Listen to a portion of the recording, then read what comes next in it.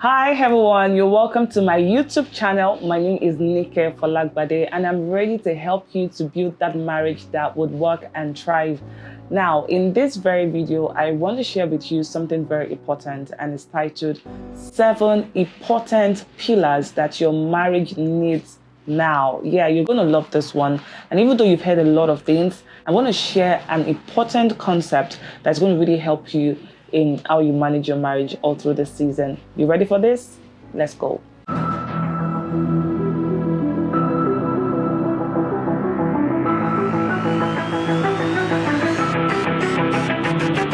Now, I know that every marriage is different. And even though every marriage is different and we don't have to use the same principles, there are certain principles that applies to every single marriage, regardless of who you are or where you come from. Now, I want to share with you 7 different pillars to take note of. And the first one is your marriage needs a marital vision. Now, every institution thrives on a vision.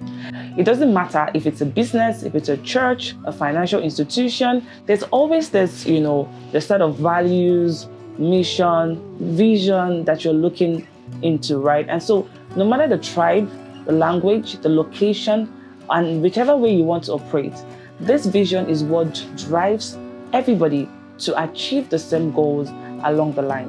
Now, your marriage needs a vision. Remember, you're coming together to form one entity. So it means that you have different background, different expectations, different modeling while growing up. And if you do not submit it together and then decide on what you want to build, you're going to discover that you are both building different kinds of marriage in the same home. So you're operating in the same home, but there is disunity. For you to be able to work towards making your marriage work, you must decide to unite with the same mindset, the same belief, and the same vision. An example of a marital vision is where you're trying to build a home where love is promoted, vulnerability is encouraged, and uniqueness is embraced. So that means you're going to have to act the different ways to love, through kindness, through selfless service, and you're also going to embrace the creativity of your children, of your spouse, and you're also going to allow yourself to be vulnerable, because that's the vision that drives your home, right? So sit down together and ask yourselves, what kind of marriage do we want to build, regardless of what your parents built? What resources are we bringing together to make it work, and what values would we thrive on? And number 2 is unshakable trust. Where there is no trust, suspicion rules. And you must understand that suspicion weakens intimacy and communication. Now, it's possible for you to deal with a lot of suspicion as a result of either you're coming from a background where your parents have done things that has made you to truly not be able to trust anybody, or maybe there are certain things that your spouse have been doing that has made them not to earn your trust. Or maybe you just have different kinds of expectations and a lot of influences from the external world that is affecting your ability to trust. Regardless of where this is coming from, it is time for the both of you to confront the issues that you both have. Deal with the differences, deal with the things that are causing these suspicions, because if you continue to mistrust your partner, then you cannot have trust for yourself. And if you cannot have trust for your partner, you cannot be united on the same front. So unshakable trust is one of the most important pillars that you must build for the both of you to be naked and unashamed. And third point is have clear boundaries. Now, boundaries is what shields your marriage from contamination and unhealthy interferences. Now, there are different kinds of boundaries every marriage needs, but in this video, I'll just share with you 2 different kinds of boundaries. The first is around your individuality. Now, the fact that you're both married does not mean that you do not have your private life. So when I say private life, I do not mean that you should do things secretly. I mean, you can still pursue your passion, pursue your purpose, have friends. You can go out when you want and talk about it with yourselves. Oh, I'm going to this place. But some people get married and there's a lot of possession, there's a lot of bondage. You can do this, you can be yourself, you can study this, you can do this.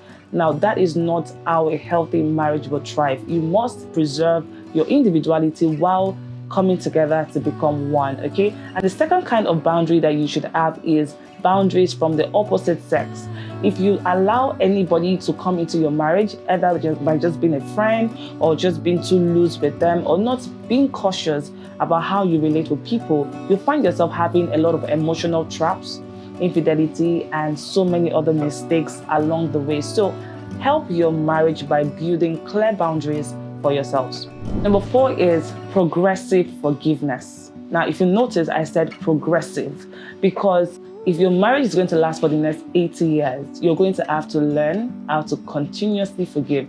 Now, the first time I once heard about this scripture in the Bible that says you have to forgive people 70 times 7, I thought it was ridiculous. I mean, I was still very young at that time, and I used to wonder, how can I forgive somebody 70 times 7 times every single day? I mean, how many times do we offend ourselves? But guess what? When I got married, I realized that something would always lead to an offense. Now, it doesn't even have to be a major thing. Sometimes it's just irritations, just expectations not met, or you're not speaking my love language, or personality clash, or different beliefs, or maybe major issues. You must know that if you're both going to forge forward in that marriage, you must learn how to forgive yourselves, talk about issues, and not throw it under the carpet. And sometimes you have to seek for counseling so that you can address major issues that have become too consistent. But make it your goal to be a person who is forgiving, because we have some people who are vindictive in their marriage. You don't want to be that kind of revengeful person. Stop looking out for opportunities to revenge and prove your point. You want to do glass balls with your partner. That does not always work. It always leads to a dead end, right? So work on how you can always meet in the middle and still forgive yourselves as you move on. And number 5 is rational communication.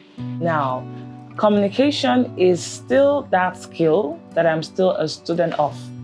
It's so funny how you can have very good intentions, but it can be miscommunicated.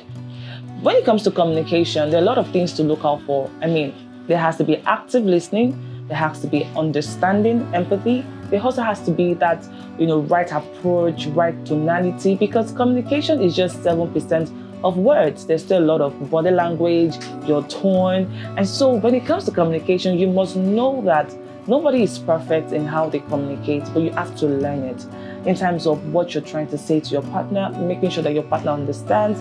And as a partner, you must learn how to ask questions and seek clarity when your partner is speaking to you, because sometimes you may assume that you know what your partner means, and yet you can be wrong. So do your best to learn how to communicate and allow yourself to deal with those conflicts. Don't always run away from conflicts. Some people are afraid of confrontations, but guess what? If you continue to run from confrontations, those issues will pile up, and then one day you're going to explode. So why not deal with it, even when it's hard? Deal with it and allow yourselves to be vulnerable and expressive enough to communicate how you're feeling in your heart. The 6th is periodic evaluation and growth. Now, when it comes to this one, let me just paint a quick scenario. So imagine a wife or a husband, whoever, goes to the other person and says, I really want things to get better. I want us to do well in our marriage. So tell me maybe 3 things you think I can do better at. And you start to get things like, I want you to respect me. Respect me in this house.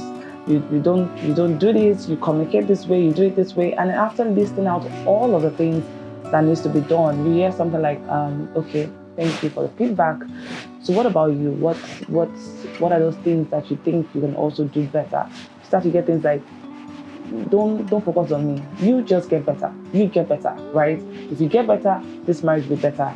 I know that some wives can actually understand what I'm saying, right? It happens a lot in some relationships, especially when you're going through a difficult season, and it also happens the other way around too, But the truth is, every couple must be able to sit down and both agree on what must change, what must be done for the marriage to get better. It's not one person's responsibility to make things better. It takes 2 to tango. So if you are going to give your partner 3 different things they must do differently, then you should also be willing to receive 3 different things you can do differently. If the both of you work on yourselves, you will actually have a better marriage. And it takes humility for this to happen. And so number 7 is a divine anchor. It's important for you to put God at the center of your home. A 3 cord is not easily broken. And the Bible also says that trust in the Lord with all of your heart and lean not on your own understanding. In all that you do, acknowledge Him, and He will direct your path. Many times you're struggling as a believer in your marriage because you're not allowing God's will, God's principle, and God's counsel to stand in your home. It's not always about what you want, how you want it to be, what you saw your parent do. This is my wish, this is my command. Sometimes allow God to direct your path. There's certain actions you must stop doing. There's certain things you must stop saying. There's certain attitudes that you must adjust from if you're going to have a healthy home. The enemy thrives on your ignorance, on your pride, and on your flesh to win in your marriage. So if you want to see a better marriage and be able to have a strong pillar, then you should make God, through the word, to be the center, the anchor of your home. So maybe there are things you're struggling with. Maybe there are, bitterness in your heart, a lot of healing that needs to occur. Why not take it to the Lord and allow Him to direct you, to heal you, and then find the resources that you need to make things work. Now, maybe you're listening to me and you're saying, yeah, all these things are amazing tips, but my marriage is chaotic or it's just not working. I get you, right? I get you.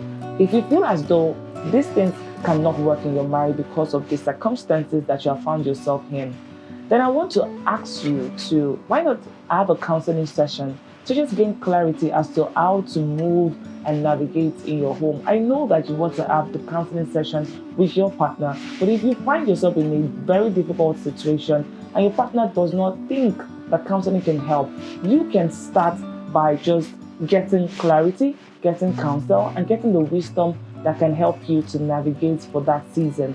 And I also want you to get any of my books, Untold Secret Direct Marriages and Thrive. These books are great resources that can help you to navigate difficult seasons in your marriage. If you'd like to connect with me, maybe you want to have a counseling session or get any of my resources, just reach out to me via my email, which is hello@nikefolagbade.com, or just go over to my website, which is nikefolagbade.com. I wish you a healthy and thriving marriage. So tell me, amongst the 7 things I've mentioned, what is that one thing you want to run with now that can really, really help your marriage? Thanks for watching, and don't forget to share with other people. Bye.